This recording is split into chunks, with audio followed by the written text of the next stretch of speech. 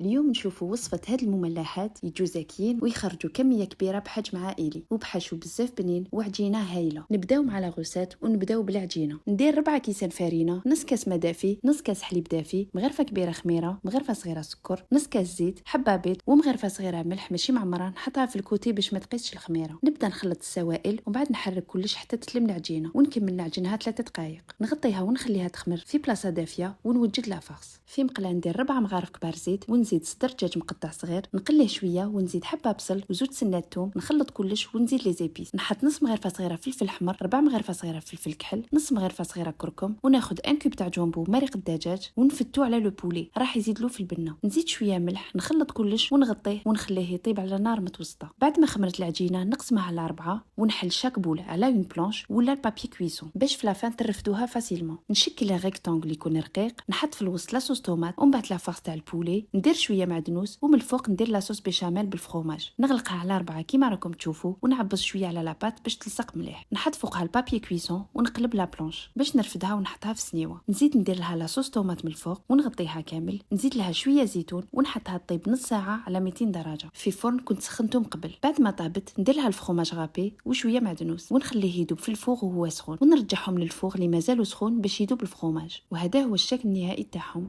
يجوا بزاف بنان ويخرجوا كميه كبيره.